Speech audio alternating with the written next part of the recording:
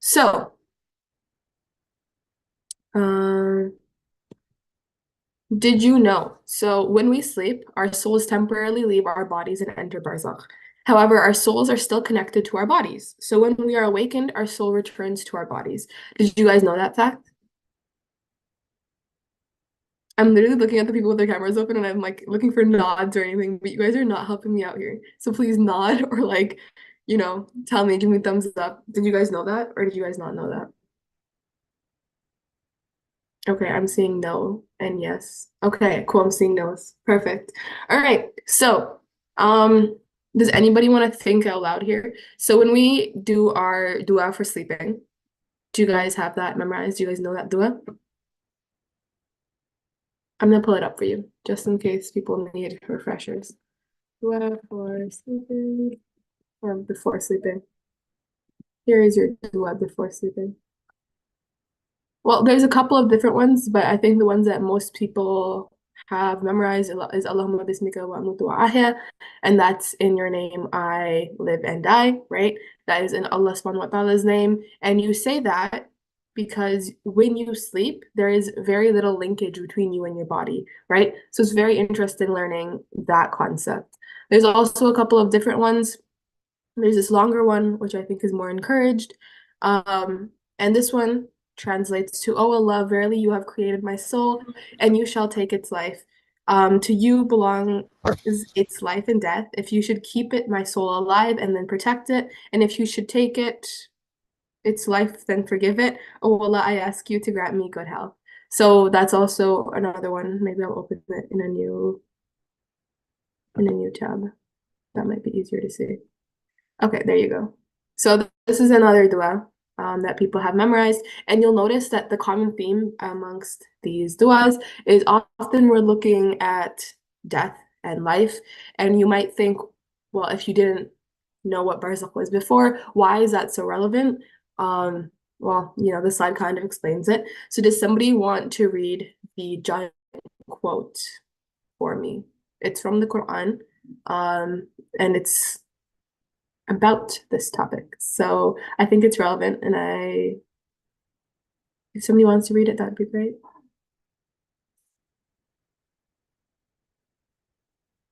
Okay. No hands up. Okay. I will read it for you guys then. What's You guys are tired today? Question mark. All right, no worries. So it is Allah subhanahu wa ta'ala who takes away the souls at the time of their death, and those that die not during their sleep.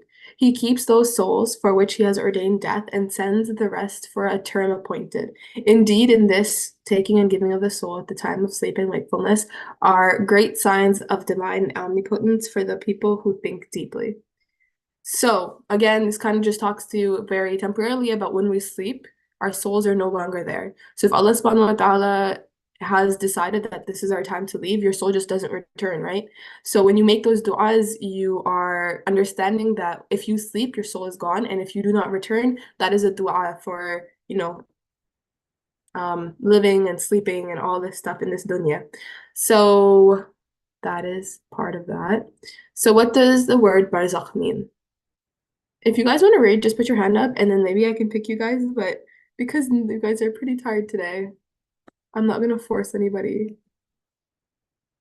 Oh, perfect. Muhammad Zaydan, go for it. What does the word barzakh mean? Barzakh means a covering or a curtain which lies between two things, preventing from being each other.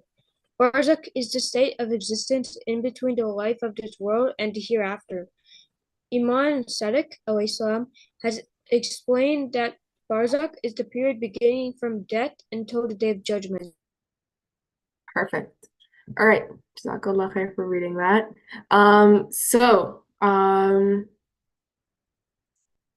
I think this is pretty self-explanatory. So you got a curtain or covering in between two things, and we kind of talked about, right? So you have Day of Judgment, you have this world, and you have this period of in between. So Barzakh is kind of that period in between these two areas. It's a curtain where both sides can't really see. So in this world, we can't really see Barzakh, obviously, and from the Day of Judgment, you won't be able to see Barzakh like that. So there's a little curtain between there. So experience at the time of death.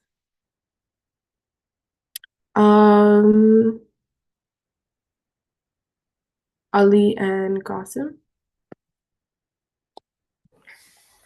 Imam as-Sadiq alayhi salam said, when a true and sincere believer is about to die and the soul reaches the throat, then the person sees Rasulullah,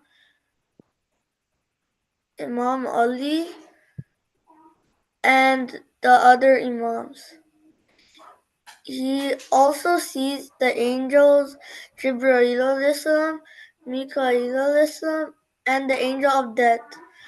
Then Jibreel comes near to the angel of death and tells him, this person used to love Rasulullah and his Ahlul Bayt. So be kind and gentle with this person. Perfect. Okay, so I'm gonna stop sharing my screens for just 1 second. I'm having a bit of issues with the slides, but I'm gonna keep talking while I do that. Thank you, first of all, for reading for us. So what Aline just read for us is when a true believer is about to die, you have it is narrated what you're likely going to be experiencing. You have the angel of death, first of all, coming near you. And if you are obviously a believer, if you are a mu'mineen, it is said that your death will be easier for you. Whereas if you are a non-believer, your death will be harder for you. So, okay, I'm just gonna look through the slides just to make sure. Okay, we are good. Here we go. Sorry about that. Okay. So, from Surah Al-Mu'minun, we have another ayah, well, two ayahs, and their translation are in this purple box. Does somebody want to read that for us? Zaki, go for it. Okay. Once we die and enter Barzakh, there is no turning back to correct the wrongs we have done, no matter how much we may want to. Perfect. Exactly. So that is the gist of the two ayahs. So I can read the two translations so from Surah Mu'minun, ayah 99, until when death comes unto one of them, he says, my Lord, send me back. And then ayah 100, that I might do good in which I have left behind. Nay, it is but a mere word that he says, and behind them is a partition until the day when they shall be raised up again. Okay, so there's a lot here, so let me try to give you guys the best gist I can. So number one, until when death comes onto them, they say, my Lord, send me back so that I may do good. So this is more of a lesson for us, right? So Allah subhanahu wa ta'ala tells us that a lot of people, when they die, they will say, no, send me back. Let me live again because I didn't do any of the good deeds that I wanted to do. Or, I waited till I was an adult to become a good Muslim and then I died before I could do that. Or I waited till my old age to become a very, very practicing Muslim and then you died before you were able to do that. So a lot of the time, Allah subhanahu wa ta'ala is saying that the soul will say, send me back so that I can do more good. Right? And the biggest lesson that Allah subhanahu wa ta'ala is giving us is that with his knowledge, he is telling us that do not wait until you are much older, right? Death is not like 100% for you're going to be 86 years old, the standard like age, that's when you're going to die. No, it's not prescribed. It's not known. So don't wait to do your good deeds.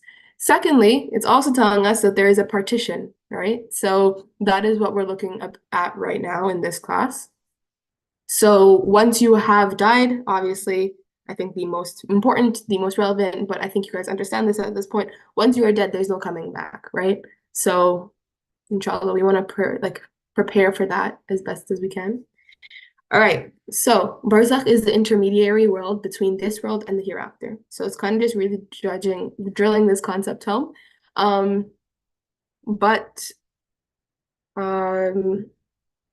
We'll again go on to this again. So number one, I guess this is just giving you like a timeline of Barzakh and now. So the testing and the exam stage is this dunya. We are here. All your good deeds are measured, as we know. All your bad deeds are measured, as you know. Then there's the waiting stage, which is barzakh. And then there's the graduation stage, right? You get to the day of judgment and all your deeds are going to be weighed. And then you get to the point of you are going to be rewarded or punished based off of what you did in the dunya, right? So the examination stage. So remember that all the deeds that you have done in this dunya are going to affect not only like just one of the stages after this dunya, but all of the ones after as well. So there are three groups in barzakh. There is the pious people who will reside in a special paradise in barzakh. There is the evil people who will reside in the hell of barzakh. And then there's the rest of the people who will go into a long sleep until the day of judgment. So,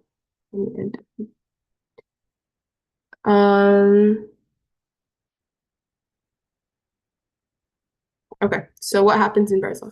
So it's important to remember also that there's a bit of, I guess, knowledge about what happens when you die, and as a Muslim, what we believe happens after we die. And I realized maybe we should do that slide set first, but for the sake of time, because we already started, I think we will continue this one. Maybe we can go on to that slide set maybe next class if you guys are interested. And if not, I think, inshallah, maybe your background knowledge or what you already know will come into play. So what happens in barzakh is the squeezing of the grave.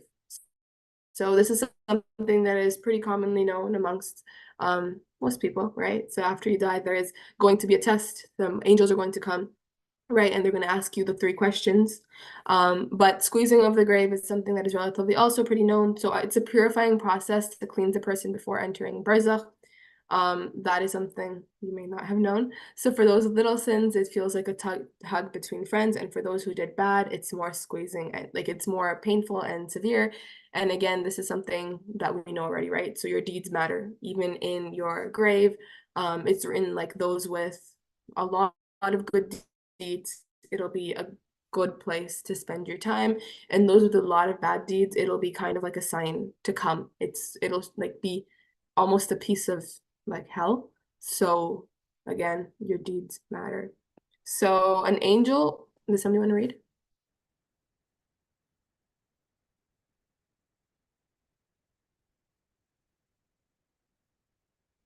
Nobody wants to read? Okay. So we have an angel called Rahman will enter the grave, who will help in writing all our deeds in a book, which will be hung around the neck. And this book will remain closed and will be open on the day of judgment. So again, this is kind of the book of your deeds. So in talking about group one, the ones we said we had that had good deeds, they will have